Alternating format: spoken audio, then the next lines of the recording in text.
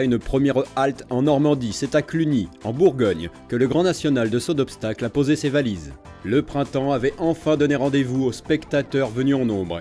Les 84 engagés du Grand Prix se devaient de profiter de l'absence du vainqueur d'Auvers, Nicolas Delmotte, et son écurie CWD Corsica Tour, pour revenir dans la course au classement général.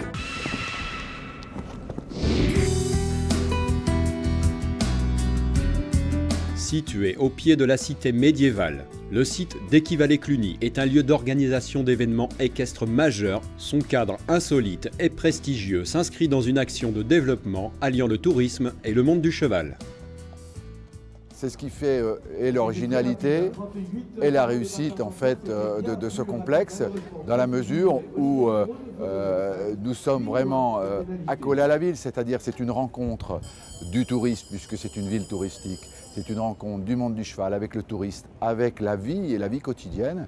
Et là aussi, c'est profitable, bien évidemment, tant à la ville, aux collectivités, à la région. Ça permet au monde du cheval de mieux pénétrer, de pénétrer encore mieux, on va dire, parmi le tout public.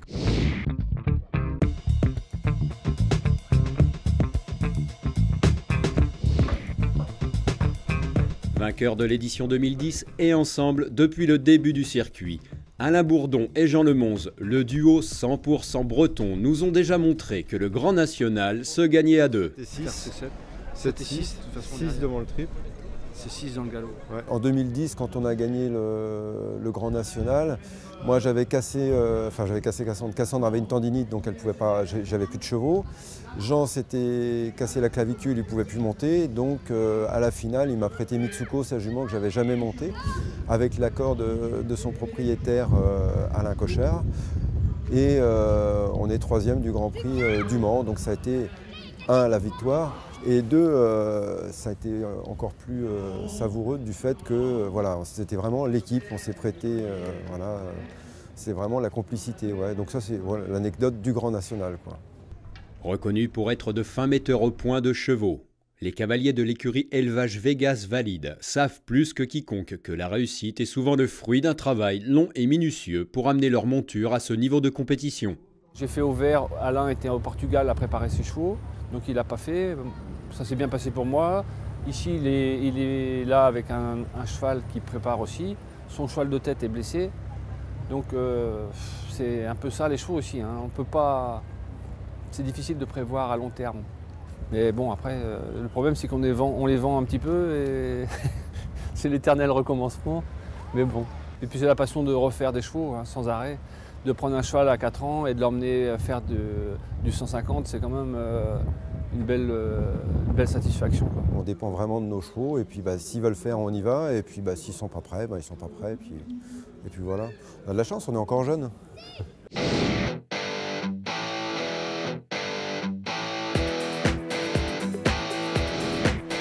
Remarquable préparateur mais aussi compétiteur dans l'âme, Alain Bourdon et Osier Blanc, son hongre de 11 ans, ont réussi leur retour dans le Grand National. Ils font partie des 5 doubles sans faute de l'épreuve, permettant ainsi à l'écurie Élevage Vegas Valide de prendre la 4e place de l'étape et de remonter second au classement général.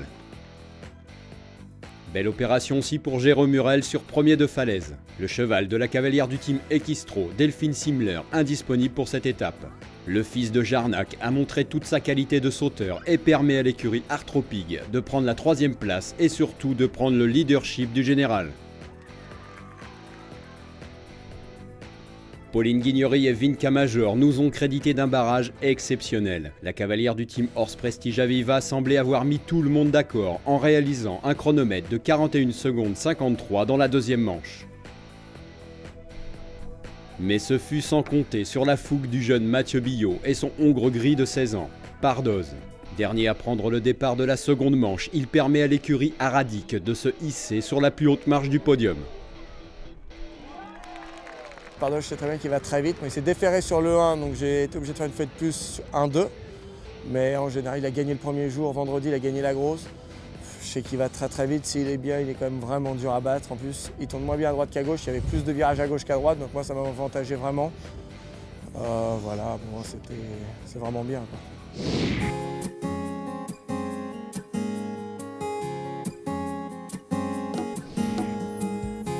L'étape de Cluny fut donc une épreuve relevée, avec seulement 500 fautes sur les 84 partants, et des performances de quelques jeunes pilotes qui n'ont pas échappé à l'œil de Thierry Pommel. Un magnifique Grand Prix de ce Grand National. Très très beau niveau de compétition aujourd'hui. Je dois dire que pas beaucoup de surprises. On voit Mathieu Billot qui une fois de plus frappe fort avec Pardoz, qui se retrouve aussi troisième avec Magic Dell. Donc ça c'est vraiment une confirmation du talent de ce cavalier et je pense que des victoires il y en aura beaucoup. Il intègre l'équipe de France maintenant. C'est un bon jeune, un bon espoir. 2 jeunes cavaliers dans les 10 premiers. Mathieu Bourdon et Titouan Schumacher, ça c'est de très bon augure pour la suite parce que des jeunes cavaliers qui sont capables de sauter 1,50 m comme ça, c'est ce dont on a besoin pour faire de belles équipes de France. Pour la prochaine étape de CSO, le Grand National vous donne rendez-vous le 13 mai prochain à Marolles-en-Brie.